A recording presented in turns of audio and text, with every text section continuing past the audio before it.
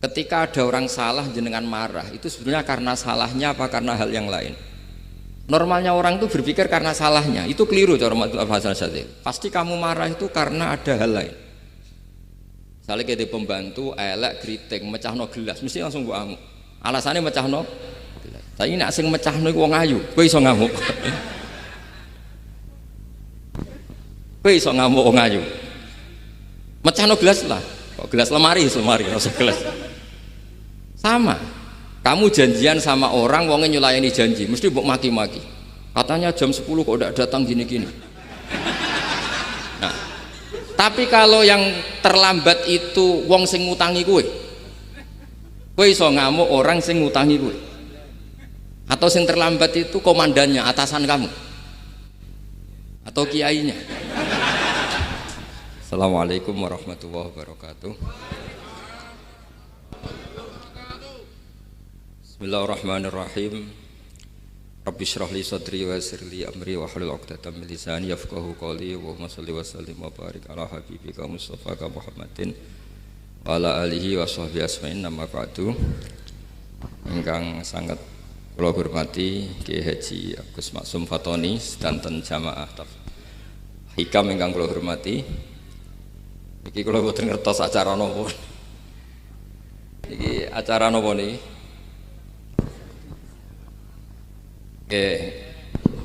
Nggih ngaos niki kula insyaallah ngaos 20 menit. Terus mboten niki dirungokno tenan niki. Terus kula cerita kitab hikam niku dikarang oleh masyhure disebut Ibnu Athaillah As-Sakandari. Niku muridipun Abul Abbas Al-Mursi. Ya, muridipun sinten Abul Abbas Al-Mursi.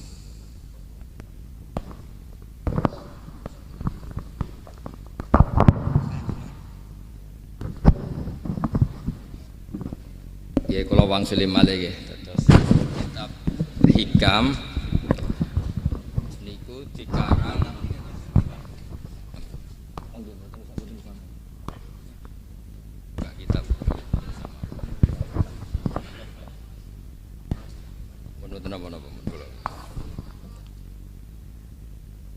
terus kula wangsuli malih nggih.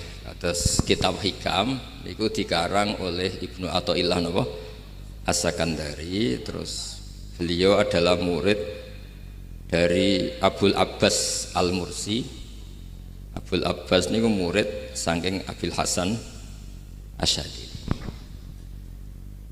Nah, ingkang menginspirasi perilaku ulama di Indonesia khususnya niku adalah tulisan-tulisan utawi madhab-madhab utawi pilihan-pilihan maslak tarekoh ingkang dipegang kalian Abul Hasan sinten Asyadzili.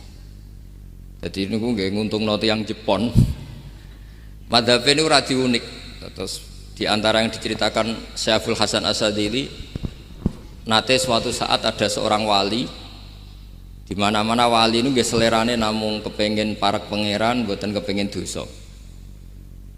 Singkat cerita, si wali ini berdoa di multazam, tempat paling mustajab, ya Allah, takdirkan saya supaya saya tidak pernah dosa lagi. Jadi ndonga supaya ora iso dosa meneh. Niku jawabe pangeran, fa aina ad'u ghufrani. Wong iku nek ora dosa iku sifat ghafur ku ora nganggur. Kok Allah niku wis kadung di sifat ghafur, zat sing akeh napa ngapurane. Dadi umpama donya iku ora ana dosa, iku sifat ghafurku terus piye?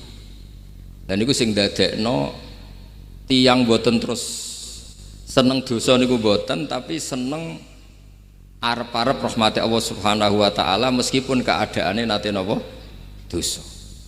Kemudian itu jadi madhab yang membedakan ahli sunnah dan tidak ahli sunnah. Kamane jadi gerakan ekstrim. Ini ku ahli sunnah ciri khasnya niku mbok wong tahu dosa kaya apa tetap dianggap Islam. Ada kelompok ekstrim khawarij sing darani wong nak dosa niku berarti wis napa kafir. Jadi itu efeknya luar biasa dari madhab-madhab itu. Lalu kenapa madhab Abul Hasan Asadili yang kita pilih? Karena kalau orang Islam kamu kafirkan, niku mboten ketemu, cara akal niku mboten ketemu. Nggih cara berpikir kita, masyhur Abul Hasan Asadili ngendikan, wong iku nak kafir mulai cilik nganti 70 tahun. Kalau baleni malih tiang kafir cilik ngantos 70 tahun. Itu kan menjadi mukmin itu hanya dengan melafadzkan apa? Syahadat la ilaha illallah Muhammadur Rasulullah. Niku hadhil kalimah satu ini. Kalimah syahadah niku saged ngilangi kekafiran 70 tahun. Artinya kalimat ini adalah kalimatun dakhala fihal kafiru al-islam atau kalimatun sara bihal kafiru musliman. Jadi ngaji rileks, ini tanamkan di hati. Ini adalah kalimat yang orang kafir saja menjadi muslim, hanya sekali dilafadzkan. Masa lalu dengan kalimat yang sama tiang muslim menjadi kafir. Ini pun buatan ketemu akal. Makanya madhab takfiri, madhab gampang mengkafirkan orang itu jelas madhab yang enggak ada rujukannya sama sekali, enggak ada pegangan ilmiahnya sama sekali. Wong kafir wae dadi Islam, mosok wong Islam dadi kafir. Mau perkara tahlilan ning kuburan. Gara-gara tahlilane nyekel patok dianggap napa? Kafir. Mergo dianggap njaluk napa? Jaluk bae, jaluk kufur. Mulane dawuh Said Muhammad masyhur itu diterjemah di seluruh bahasa di dunia. Wong-wong sing ngafirno iku mbok yo sekali-kali nginceng iku ngrungokno. Lho kula nu sampean tahlil iku ya ora seneng. Kadang sing tahlil iku ya rada kurang ajar. Kula niku yang ben nak mati, nak sing tahlil nang Jepun niku ora seneng. Mergo ya rada sombong lah wong tahlil iku ya kadang rada sombong. Misale ngaten, kula kiyaine jenengan. Dongane ngene, ya Allah, ini guru saya. In kana muhsinan fazid fi ihsani. Kalau dia baik, itu ya tambahlah kebaikannya. Mosok murid muni gurune baik itu kalau itu kan ngenyek uang. Ini soleh-soleh permanen dianggap napa? Jadi dungane itu ngeper ingkana muhsinan fazid fisa. Wa ingkana musian fatajawas anhu. Misalnya kalau dia orang buruk, kalau beliau orang buruk yang kau maafkan. Maka orang-orang di luar sana yang mengatakan andekan tahlil itu baik pasti dilakukan sahabat, itu logika yang keliru. Sahabat gak mungkin kan nahlili Kanjeng Nabi ngendikan ingkana musinan sido kafir ngoten iki mboten. Lah wong Kanjeng Nabi kok apike di ngendikano ingkana ini kok kafir. Wong Nabi kok ingkana andai. Saiki pertanyaannya gini, kita sebagai kiai, sebagai guru, ku murid nak tahlil ya rada kurang ajar sithik. Wong gurune kok diomongno ingkana musinan sampai ingkana musia. Nah pertanyaannya gini, lepas dari kira rodok kurang ajar lah dalam tahlil itu rodok kurang ajar karena nyebut guru ora kode kana musinan tapi ingkana musinan. Maksudnya kalau sampean sebagai murid kan menapa kode kana musinan, guru saya benar-benar orang baik, bukan ingkana andekan orang baik. Tapi ada satu kepastian bahwa ini tidak minta sama mayit. Jadi tujuan kalau kita minta mayat itu salah sama sekali. Wong kita datang ke kuburan malah memintakan ampunan untuk mayit. Kok iso darani njaluk iku piye? Ya mergo mau didelok kok adoh ketoke ngatong ya berarti njaluk. Lah ya wong fatwa kok mau berdasar inceng-incengan kok adoh niku ora jelas ya fatwa ngene. Paham gitu. Terus jenengan kudu yakin, yakin bahwa mazhab kita itu yang benar, bahwa tahlilan di kuburan tidak kafir karena tidak minta ke mayit, malah memintakan untuk mayit atau memintakan ampunan untuk mayit. Cuma redaksi sing rondok ngoten niku dikurangi lah.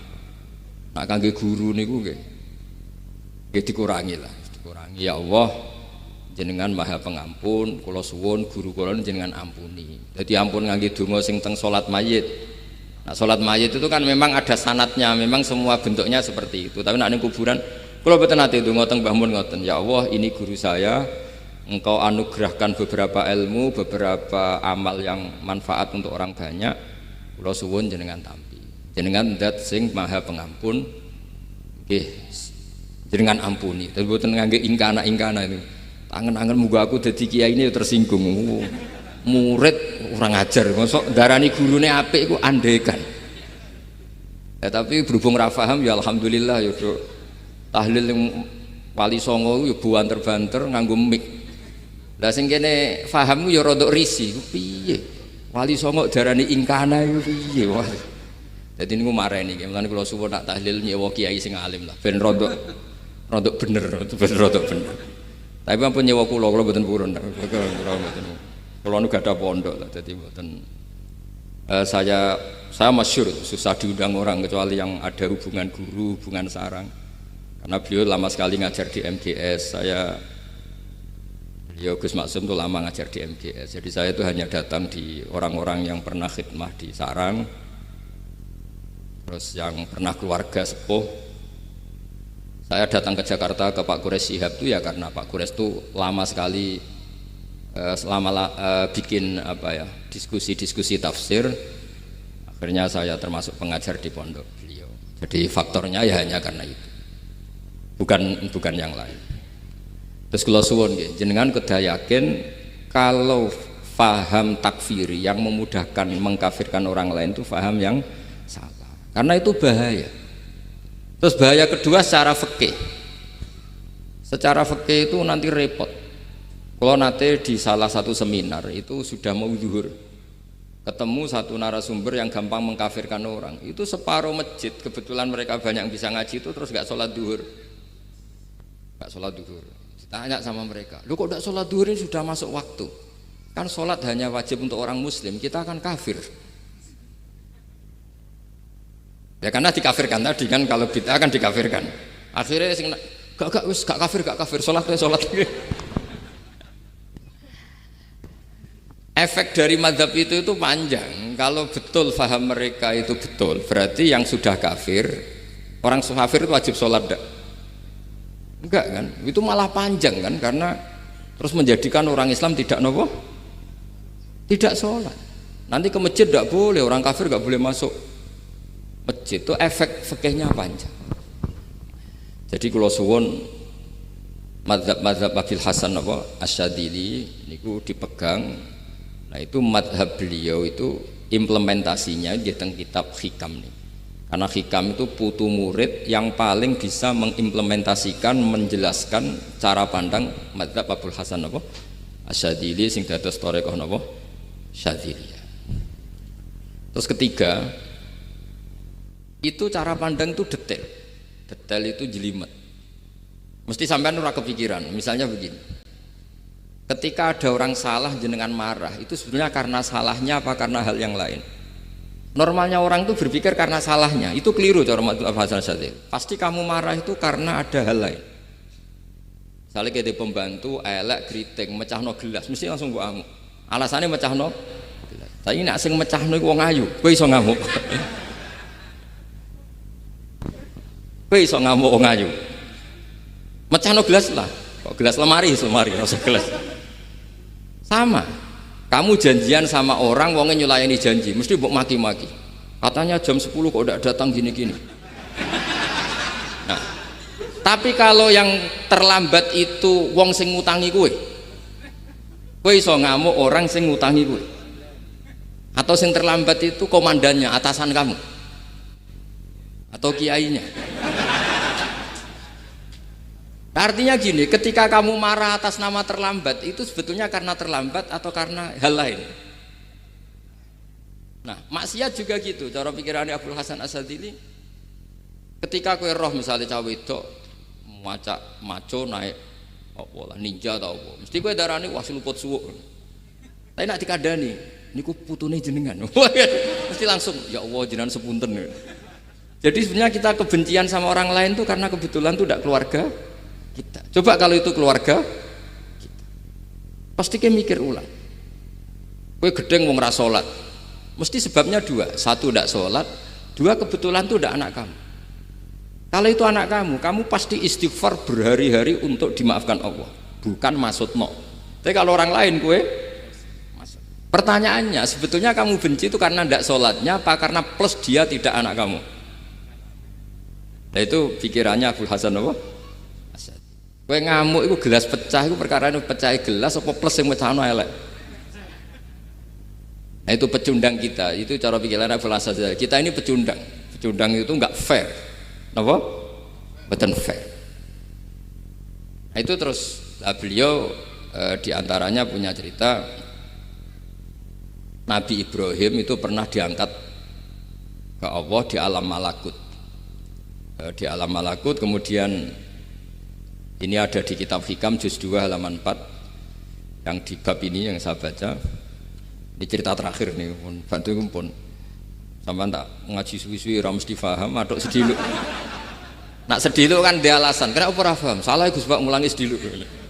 Lah anak suwi sampean ra paham malah ribet kan?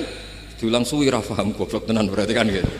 Nah ini untuk menjaga harkat dan martabat niku ngajine sediluk mawon dan takoki malaikat. Kenapa ora paham? Salah Gus Pak ngajine sediluk. Jadi duwe napa?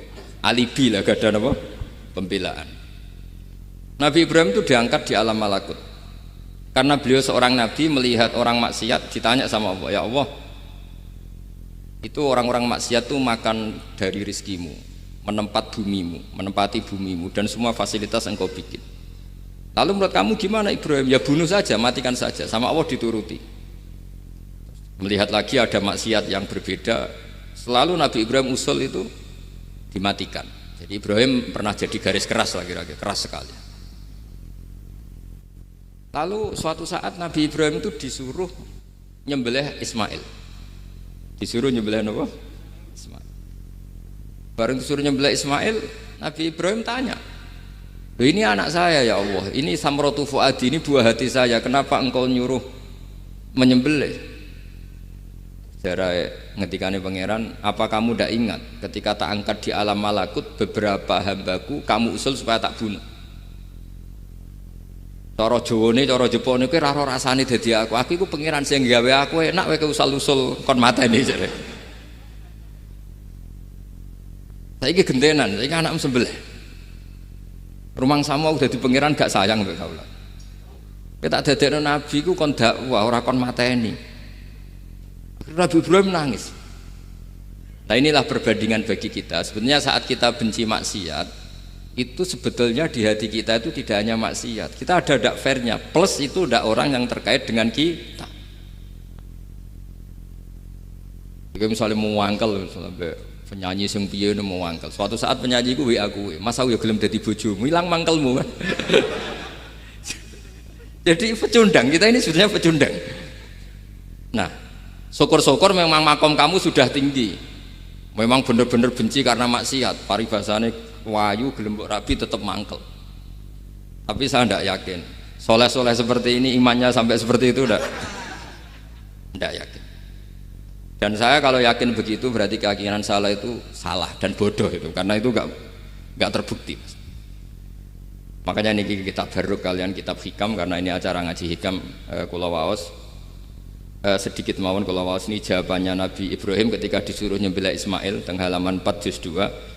Allahumma hadza waladi wa samratu fuadi wa ahabbun nasi ilayya fasami aqailan yaqul ama tazkurul lailah allati sa'alta fiha ihlaka abdi awama ta'lamu anni rahimun bi ibadi kama anta syaqiqun bi waladik. Jadi Ibrahim, anak kamu sembelih. Kata Ibrahim, ini enggak mungkin Gusti, ini buah hati saya, kenapa engkau minta ini tak sembelih? Apa kamu tidak ingat pernah mengusulkan saya menghabisi sekian hamba saya? Kalau kamu bisa sayang anak kamu, saya juga sayang hamba-hambaku, enak we. Mikir. Jadi makanya kalau suwon kita ini hidup harus insaf. Nak kira dia duit, iku yo mangkel tenan, loro tenan. Terus bojomu mbok kon sabar pas kowe ra ngekeki duit, iku yo ora fair. Wis ben-ben ngamuk. Satu kelihatan cerdas, memang kondisi nggak punya uang itu harus ditanggapi dengan marah, mosok diapresiasi. Pinter mas kowe saiki dadi wong zuhud. Wah ya ribet kan, wes jos mas sampean saiki ra duwe dhuwit, sampean dadi wong zuhud, wong waroi. Tapi do mati bareng saiki. Jadi sebetulnya Allah bikin emosi itu andaikan boleh dibahasakan wis dipikir. Walau la daf'u nasa fa'dhum bi ba'd la fasadatil. Jadi bumi ini sebaiknya itu diisi dengan sekian perbedaan. Tapi tidak konflik loh, perbedaan dengan konflik itu beda. Saya ulang lagi, bumi ini sebaiknya diisi dari sekian apa? Perbedaan, karena justru itu bagus. Saya itu berkali-kali bilang, andai kan tidak ada pikiran kedua, ini dunia ini sudah rusak. Harus ada pikiran kedua. Misalnya ono wong kok terlalu apik mbek kanca, mesti bojone sambat, wong gak men ngopi mbek kancane, ra tau ngapi mbek bojone. Tapi kalau ngopi mbek bojone terus, mesti kancane sing sambat. Wah, jok rabi lali kanca. Ribet. Manusa itu ribet. Kados kula dugi mriki ini hormat Gus Maksum. Nggih mungkin tok ganjaran. Tapi untuk dosa sidik-sidik ninggal pondok. Jadi ya sudah. Ya mau tidak mau karena memang hidup itu tidak banyak pilihan. Ada orang sering ibadah di masjid sholat itu ya bagus, tapi dia pasti tidak baik dalam sistem sosial. Umpama wong soleh kabeh ning masjid itu donya akeh sing mati. Karena tidak ada tim SAR paling murah. Loh iya kan, wong kecelakaan itu penolong pertama itu orang yang di masjid apa sing tukang ning dalan-dalan. Artinya sing nang masjid iktikaf mesti ra duwe ganjaran nulung wong kecelakaan. Artinya ada kebaikan yang pasti nggak bisa dilakukan orang yang sedang di masjid. Andai kan yang di jalan tuh orang-orang soleh itu wah dunya sebaldatun thayyibatu wa rabbun ghafur. Loh ya betul, Nabi pernah ditanya sahabat, ya Rasulullah kita ini senengane ngegeng di jalan. Ya kata Nabi ya sudah nggak apa-apa, asal aqtut thoriq haqqaha, ya kamu memberi haknya jalan. Apa itu? Amar ma'ruf nahi mungkar. Maksudnya nahi mungkar gini, misalnya di bus itu ada orang soleh mayoritas, itu sing nyopet ya wedi, mergo mesti ditabuki wong akeh. Kalau yang di perapatan wong soleh kabeh, sing beda wedok ya isin, mergo sing perapatan wong soleh kabeh. Nah, masalah iki ra soleh kabeh, kemari ribet kan gak soleh kabeh. Jadi sebetulnya Indonesia itu aman kalau yang di jalan tuh soleh semua, karena perempuan lewat gak diganggu, ada copet gak berani, semuanya aman. Maka di Islam itu menyebut kebaikan itu jumlahnya banyak sekali. Tidak bisa kamu wah hebat-hebatnya wong sing nang masjid terus, tidak bisa seperti itu. Andai kan semua orang di masjid, nah ono kecelakaan pertama yang nolong siapa? Nah ono wong golek alamat tuh takok sapa kabeh ning jero masjid. Ribet kan? Nah, makanya ini Quran bikin aturan wala taq'udu bikulli siratin tu'iduna wa tasudduna an sabilillah. Yang enggak boleh itu duduk di jalan sambil mengganggu atau mengancam hal-hal yang baik. Tapi kalau duduk di jalan justru membantu hal-hal yang baik, maka ini disyariatkan oleh Islam. Jadi ini kita harus mulai mikir ya. Jadi walhasil ngendikane kitab hikam, bayangkan yang maksiat itu anak kamu, istri kamu. Pilihan kamu itu memaafkan dan minta dimaafkan oleh Allah. Tapi ketika orang lain kamu minta supaya dilaknati Allah, ini tidak fair.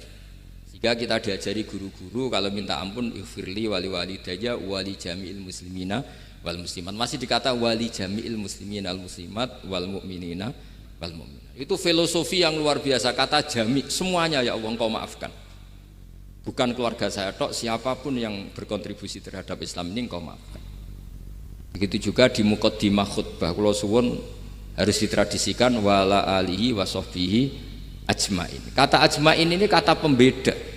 Mungkin orang baca hanya rutin, tapi kita yang nekuni ilmu, ajmain ini kata kunci. Fa inna ahlas syiah akramu sahabiyan wa ahanu sahabiyan akhar. Tradisi madhab syiah itu apa? Ada sahabat yang begitu dimulia-muliakan berlebihan kayak Sayyidina Ali, dan ada yang dihinakan kayak Abu Bakar dan Umar. Lalu pembedanya dengan ahli sunnah apa? Kita menghormati sahabat wa sahbihi ajmain. Jadi hadhil kalimah kalimatun fariqah. Ini kalimah pembeda. Jadi ajmain buatan kalimah rutin terus ono jimati ono kasiate ini buatan. Kita maklumatkan ke seluruh dunia bahwa mazhab ahli sunnah ditandai dengan wa ala alihi wa sahbihi ajmain. Makanya dawuh Mbah Hasyim wa nukrimu ahlal bait wa nukrimu jami'a ashab Rasulillah sallallahu alaihi wasallam. Wa nukrimu jami'a ashabi Rasulillah sallallahu alaihi wasallam. Ciri utama mazhab Ahlussunnah apa? Menghormati keluarganya Nabi dan menghormati seluruh, ada kalimat apa? Seluruh sahabat. Jadi kata ajma'in itu kalimatun fariqah atau kalimatul fasl. Kalimat yang membedakan mana mazhab Syiah dan mazhab Ahlussunnah napa?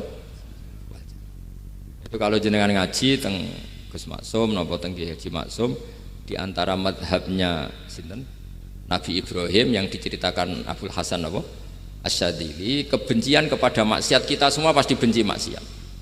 Tapi gak fair kan, yang satu kamu laknati, yang satu kamu doakan. Ujung-ujungnya apa? Ada unsur hadun nafsi. Kalau yang terkait dengan jenengan mbok dongakno di sepuro, nah yang gak ada terkait mbok pasutno. Ini kan gak fair, padahal sama-sama apa? Maksiat. Kalau suwun polemik tentang ketentuan gimana hukumnya ziarah kubur, ya hukumnya baik. Karena mendoakan atau memintakan ampun untuk yang mati, bukan meminta sama yang mati. Udah Sayyid Muhammad kena arah percaya rungokno. Wong didelok kok ado pancen yo ngeri kan.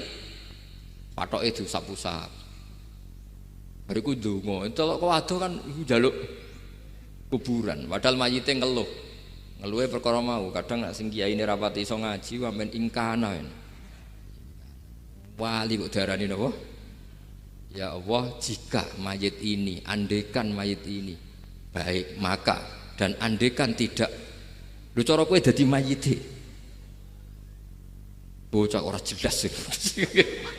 Mayit, nah makanya ini cobalah kalau sholat jenazah tidak apa-apa doa itu, karena sanatnya seperti itu. Ya, kalau doa guru ya diatur-atur yang baik lah, langsung mawon ya ghafiratunu wal khotiat gini-gini, saya mohon beliau amal baiknya jangan terima, amal buruknya jangan ampuni, karena guru juga manusia tidak nabi. Boten terus apa? Pakai apa? Ingkana. Apa? Kita beruk. Nah, mulanya itu setelah peristiwa ini Nabi Ibrahim menghentikan faman tabi'ani fa innahu minni wa man asoni fa innaka ghafurur rahim. Ya Allah, orang yang ikut saya ya pasti bagian dari saya, artinya harus berhak mendapat syafaat. Tapi orang yang sedang tidak taat sama saya, kula suwun beri hak untuk tobat. Jadi ghafur itu artinya ya kasih waktu lah Gusti untuk tobat, sehingga umat ini nggak berhenti berharap supaya yang sedang maksiat pun kita selalu berharap suatu saat pasti tobat. Kita berharap la'allahum yarji'un, la'allahum yantahun. Quran sendiri menghadapi orang-orang maksiat masih selalu diberi harapan la'allahum yarji'un, la'allahum yantahun. Ya tentu dengan sekian mauidhah, sekian hikmah, sekian amar ma'ruf nahi mungkar. Yang jelas kita sebagai ahlul ilmi ini tidak punya sanad model keras, karena semuanya ini proses. Sama nggak bisa niru Nabi itu kan dulu perang Gus. Loh, Nabi perang dulu itu enak. Enaknya itu Nabi mesti bener, musuhnya mesti salah. Itu Abu Jahal CS. Saiki ke perang kowe ora mesti bener. Musuh ora mesti salah. Terus kabeh tegas piye oleh tegas wong padha ora jelas.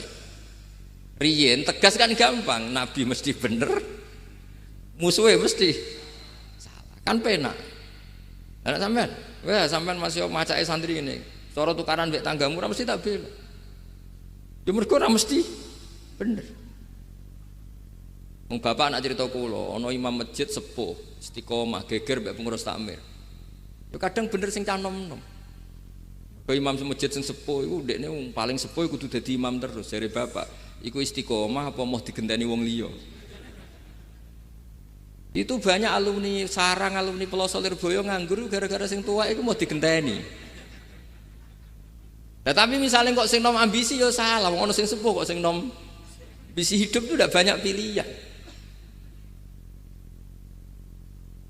Artinya gini loh, di wilayah istihad, di wilayah mikir itu potensi salah itu ada.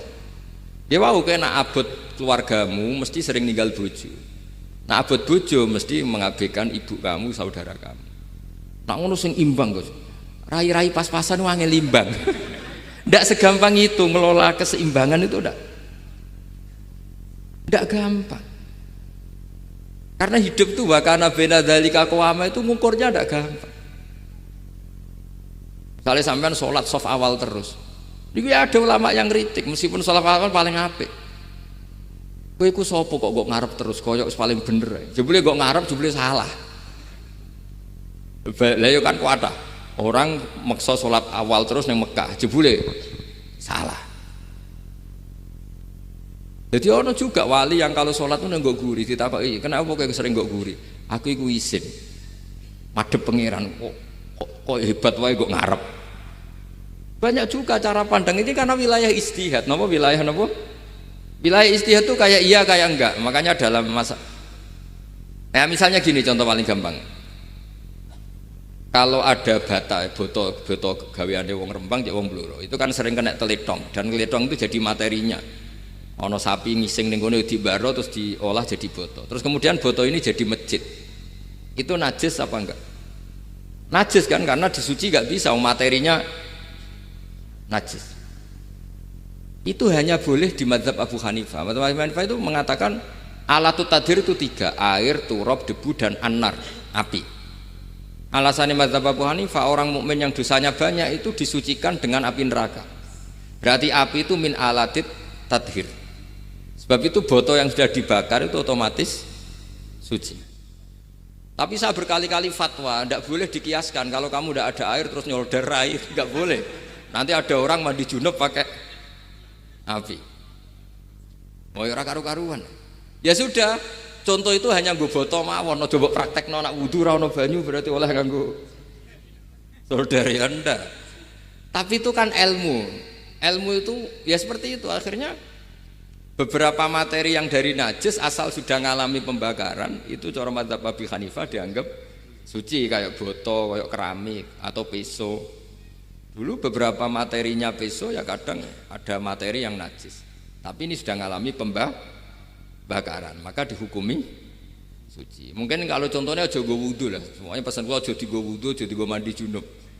Misalnya iwak itu kalau besar cara Syekh Nawawi Banten itu tae cek dianggap najis karena bentuknya besar. Sekian intikal mazhab Abu Hanifah pun digoreng pun kena api, pun dibakar pun kena api. Jadi berarti pun apa? Suci. Nah itu jenenge mazhab. Jadi mazhab itu orang itu berpikir kemudian kayak iya kayak enggak. Makanya terus ada apa? Ijtihad. Nah, makanya dalam ranah istihad itu orang enggak boleh saling menyalahkan, ya sudah itu sama-sama mungkin.